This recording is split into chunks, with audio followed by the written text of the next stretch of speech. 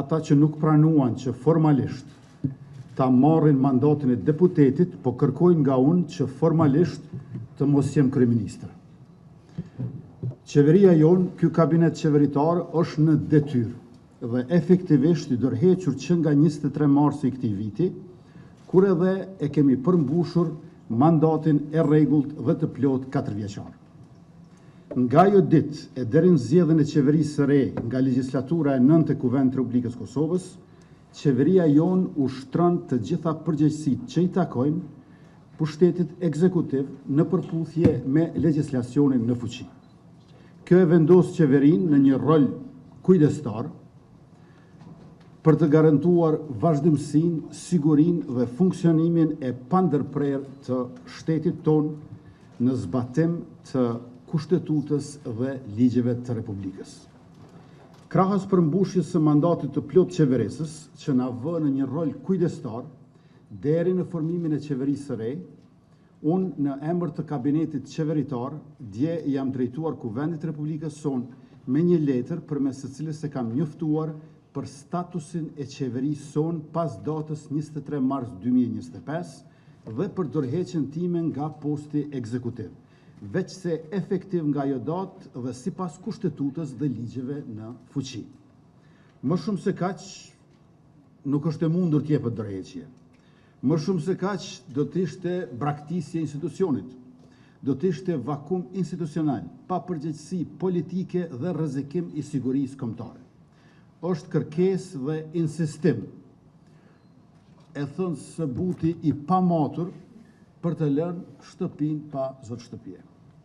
Të dashur qytetar, ligji për qeverinë e bën të qartë se një qeveri në dorëheqje vazhdon të ushtrojë përgjegjësitë e saj në enit 30, ndonse të kufizuara në enit 31, deri në zgjedhjen e qeverisë së re. Mbledhja sot dhe ushtrimi i kompetencave të tjera qeveritare janë plotësisht të lejueshme, madje edhe të detyrueshme sipas ligjit. Pra, ne kemi funksione të kufizuara, por asesi nuk mund të ketë ndalim funksionimi. Shteti nuk mund të ketë vakum qeverisje, qeveria nuk mund të ketë ndalesë funksionimi. Kemi nga e kaluara shembullin e ish kryeministrit Thaçi që ndonse kishte dhënë betimin e deputetit në korrekt të vitit 2014, kishte vazhduar të jetë kryeministër në detyrë deri në dhjetor të atij viti kur u pat votuar qeveria e re. E kemi shembullin e ish kryeministrit Haradinaj, i cili dha dorëheqjen korrekt vitit 2019, vetëm për të vazhduar tutje si kryeministër në detyrë deri në zgjedhjen e qeverisë Kurti 1 në shkurt të vitit 2020.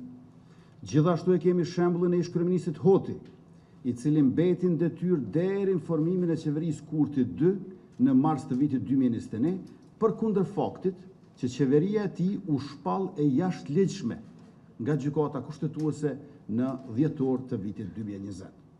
Pra në historikun ton të formimit të institucioneve, kemi shembuj nga e kaluara, kur një qeveri e udhëhequr nga PDK, ndonse me kuvend të shpërndarë, një qeveri e udhëhequr nga AAK, ndonse e dorëhequr, dhe një qeveri e udhëhequr nga LDK, ndonse e shpallur si e jashtëligjshme, kanë qëndruar në detyrë deri në formimin e qeverisë së re.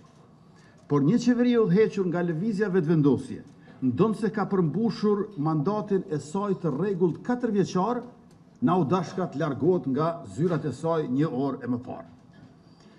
Si fitues të padiskutueshëm të zgjedhjeve të 9 shkurtit 2025, jemi shumë të interesuar që të ecim përpara drejt formimit të institucioneve të legjislaturës së 9 dhe atë sa më parë menjëherë.